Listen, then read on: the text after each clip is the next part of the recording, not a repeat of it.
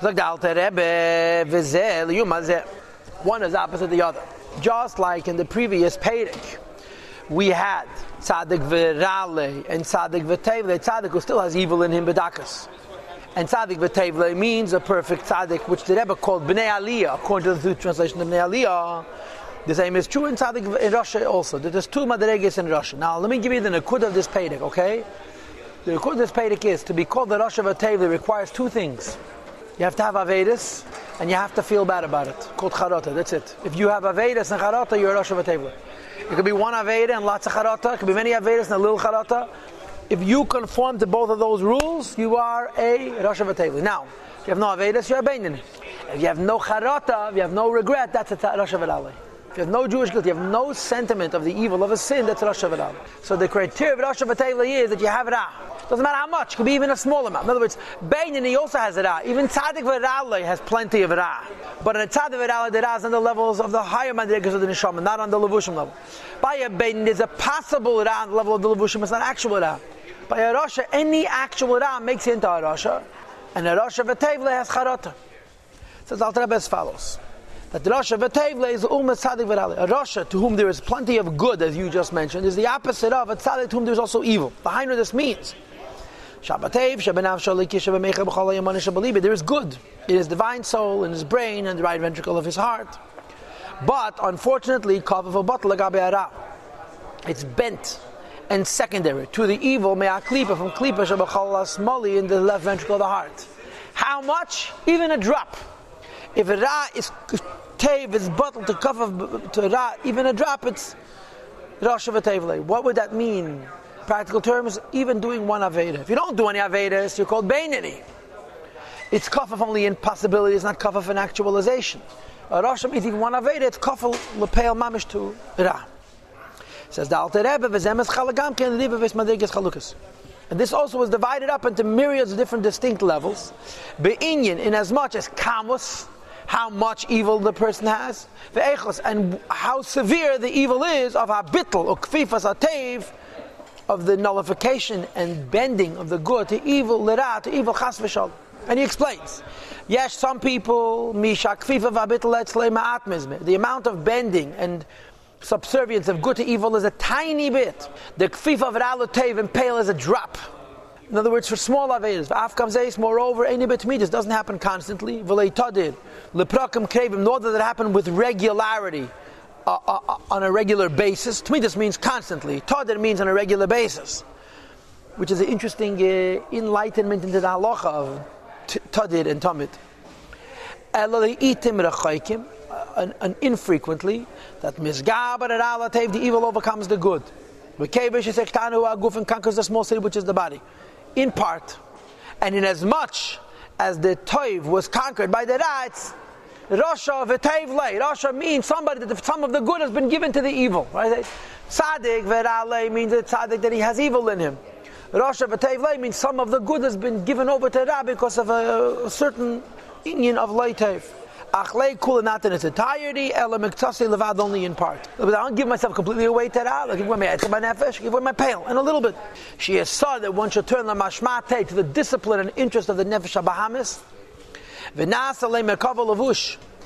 the Nefesh HaBahamis becomes a chariot and a garment for the godly soul. That the godly soul is manifest in now one of the three evil garments of the animal soul. Remember that according to Tanya, you have two sets of garments. Not just two sets of faculties, but two sets of garments. There's two sets of machshava, two sets of dibur, two sets of ma'aser. When you do a mitzvah using ma'aser nefesh halikis, you do an avei doing ma'aser nefesh habamis. When you do stam hazeh yifan elam hazeh, it's also nefesh habamis, and so forth. So rasha v'tev lei means that some of the tev is involved in the levushim of the nefesh habahamis. The hainu, this means oy b'ma'aser levad, either in action alone. Last avedas akalas v'lei chamuras chas v'sham, to do even small avedas, and perhaps even the rabbanon avedas, and not severe ones, God forbid. Oy b'dibur levad, or perhaps only in speech. Ledaber avak lashon hara, to speak just the dust of lashon hara, which is a minig Yisrael, unfortunately, to speak about people. It's not even a lashon hara itself; it's avak stama. They're talking about people. V'lei chamuras chas v'shalom. I'm sorry, v'lei tzanis, and to speak cynicism or kagavna and so forth. Remember, we had this before. Dvarim betelim could be betelim beheter. But litzanis he can say shalosh kibbutz at meisagam. Oy b'machshava levad. We're in thought alone. Huri aveda, thoughts of aveda, hakosha mi aveda that are more severe than in aveda. Now you should know like this. There are three concepts in the issue of machshava. We're going to have it in Saf Perikid Beis, but I'll tell it to you right now. There are three concepts in the issue of machshava. Number one, the way a thought pops into your head from your subconscious. Number two, the way a thought pops into your head from your subconscious and you enjoy it and you continue thinking about it. It gives you pleasure to think about it. Number three, a thought pops into your head from your subconscious and you think to do it in pale. The first one doesn't make you a rasha. The first one you can't help. It's a hard, bad thoughts are going to pop into your head. The second and the third make you into a rasha. The third would called be machshava zara. Machshava zara means I'm thinking to do an aveda. The second would be called hirhuri aveda kosham aveda. It's not an aveda, it's just fantasizing and enjoying an aveda. You understand? So you have three levels. When the aveda pops into your head, that's called a hirur, which is not an aveda b'chal. When it pops into your head and you perpetuate it, that's an aveda, it's an aveda of machshava. When you think about doing it, practically that's called machshava zara. Zeh is mashma. The Hebrew word hirur and the Hebrew word machshava in Saf Perikid Beis. Why is it worse than an actual aveda? Because there's emotions in it. So even though it's not an aveda, but the emotion that comes with it drags you. It slaps you. It's plaguing you. It doesn't go away. Right, it goes more than one also. Even if you don't think about doing the actual aveda. But rather, you're thinking of fantasy, not even in the practical terms. You're not allowed to think in yonim that are raw. A person shouldn't think thoughts of taiva by day because it can bring Nachman to an aveda by night. So when it pops into your head, that's not an aveda. But when you perpetuate the aveda, page tezayin, like 7 lines in, it will be called hirur aveda. When you think to do it, it will be called machshava zara. Okay, this is how I understand the Tanya. Another example of machshava zaras. Time you to learn Teira. And you think, even not avedas, but stam azay levatol, stupid, useless things. It's written in Pirkei Avos. Haner balayla chulu. If you stay up at night, and you turn your hat to nothing, the Mishnah says it's terrible. Right? Because you think instead of thinking Teira, you think shtusim. So an aveda in machshava means either to waste your thoughts on nonsense or to think thoughts that you're not allowed to think. Shabachas mikol any of the above. In other words, you do a bad act, you say a bad word, you think a bad thought, who creates a bad and so forth. Nikir rasha beisahi. At that moment you're a rasha. Because at that moment, hatoiv shabai kafaf lera. That's what rasha means. You're evil.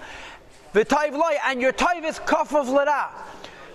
And we only measure it in Pale Mamish. We don't measure it on the higher levels. We measure it only in your action. On the level of action you're giving into. That's called Rasha V'Tev Lei. Rasha Ben Afsha gave away the evil in him is overpowering him. And is becoming a garment for the body. In other words, it's taking over the body. It is causing the person to sin. And it's contaminating the person. And of course, now goes the charata part. Now goes the regret part. Now goes the Jewish guilt part. Yes? And afterwards, I'll just interrupt here. I'll repeat it for the people who just arrived. That there's 2 rules to be a Rosh Hashanah. Number 1, you have to have Avedas. Number 2, you have to have Jewish guilt. If you have no Avedas, you're a Beit. If you have no Jewish guilt, you're a Rosh Hashanah. But Jewish guilt is inherent. To feel bad about what you do wrong. And afterwards, the good of the divine soul overpowers. And he has regret. And he asks forgiveness and atonement from the Rebbe.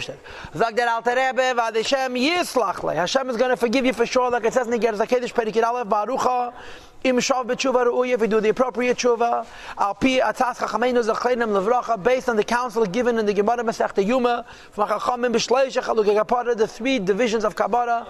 In the Gemara Masechta Yuma it says arboa chalukei kapara heim. But the Alter Rebbe changes from arboa to shleisha, and you can look in the Kutei Sichos why. Shai Rabbi Shmuel, Deir Rabbi Shmuel would learn K'mach Kosav Makamachi. This is the beginning of the Gerz HaTshuva. Tanya b'Seif Masechta Yuma. Shleish Chaluk Kaporim Tshuva. That's how the Gerz HaTshuva begins. So K'mach Kosav Makamachi means the Gerz HaTshuva Perek Aleph. When a person doesn't have Aveda, they do Tshuva. Then it says Tshuva with Yom Kippur, and then Tshuva with Yisurim. V'yash, and there are people Misharash gave it by Yeser, that the evil is more dominant. And the evil becomes a garment, takes you over. Not either action or speech or thought, but all 3. And the person does even more severe Avedas. With greater regularity. but even such a person is still a Rosh Tevla. You know why? Because Beinatayim is charet. Because in the interim he has regret. Uboim leid he has thoughts of tshuva from the good in his spirit. That even if he's a person who does Avedas constantly, but from time to time he feels bad, he's still alive. He's a Rosh Tevla. He doesn't have sufficient power to conquer his evil, to say, you know what, I did Avedas yesterday, the famous Mendel Futafar story, and to stay away from sin altogether. Liyais made it to admit his mistakes, to abandon the Avedas altogether. If you do an Aveda and then you abandon your Avedas, so Kedem call you a Rosh Tevla B'dakas. Second of all, once you do Tshuva, you're about Tshuva, like it says in Tanya Perek Yitzayin, become a Makemis. If you do Avedas with greater frequency, so then you can't really ever win. Aber von deswegen, you're a Rosh Tevla because you have Charot. You know what I meant? The foot of our story. It's a long story, but the Nekuda is that the two Chassidim with the Alter Rebbe. One, first was became a Chassid Alter Rebbe right away as a young man. The other became a Chassid many years later. So when they would fabreng, they would talk. So one says to the next, what were you doing all those years as you were looking for the emes? He says, my whole life can be defined by 4 interpretations of Ashamnu. I used to say, Ashamnu, I sinned. Asham doesn't mean I sinned. I know I'm a tzaddik. Ashamnu means he sinned. Then I got a little older, said, Ashamnu, I know I didn't sin, but maybe he didn't sin either. Ashamnu means bitmiyah. Who sinned? Nobody sinned. Then I started learning Musar, and I learned that Ashamnu means that I take Aichab Gitan Avedas. But I got to be realistic, right? I'm going to do it again. Can't help myself. What the Alter Rebbe is describing over here. When I came to the Alter Rebbe, I learned the 4th translation of Hashem. Ich hab gesindigt. Und ich will mehr nicht sindigen. I can actually stop myself from sinning again. Das ist Chassidus. They give a koyach, teach a person to be mizgaben alara. But even if one is not, he's still considered a Rosh Tevla because he has charota. This is what the Gemara says, the Rishoyim aleim charotis. A Rosh is full of regret, sheim reiva Rishoyim, which is the majority of Rishoyim, because there is a conscious goodness remaining in their souls. This is the end of Rosh Tevla. He divided it into 2 categories basically. A person who does small Avedas very infrequently and then does tshuva for them. And a person who's been, so to speak, conquered by evil, but he has charata, he has guilt, he feels bad, it bothers him. This is Rosh Tevla. What's Rosh Tevla? He's become stone. There's no regret. There's no conscious feelings of regret. He's so cold, he doesn't care at all. This is a Rasha that is evil to him. His good has become evil, right? It is as if his neshama has become a second nefesh Bahamas. You'll see momentarily that that's not true, but that's what it seems like. His good has become evil, so to speak. The evil in his spirit, all that remains in the revealed state within him. He's overpowered the good so much, it has departed. But not literally that the good has become evil. In a tzaddik v'tayv the evil has become good. In a Rosh Hashanah, the good hasn't become evil, but the good has lifted itself above. And remains in a state of makif. Makif means hidden. Says the Alter Rebbe Chiddush Nifla. Since even a Rosh Hashanah, he doesn't kill his toif, you know. He only works one way. You can kill the Yetzer Hara Harge B'tainas, but you can't kill the Yetzer Nefesh Alakis. Nava then it's there in front of Makif.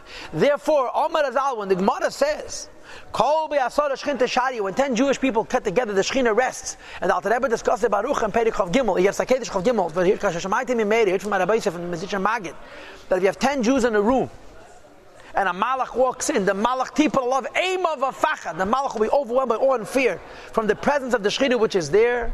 Chap the Alter Rebbe here in Chiddush Nifla.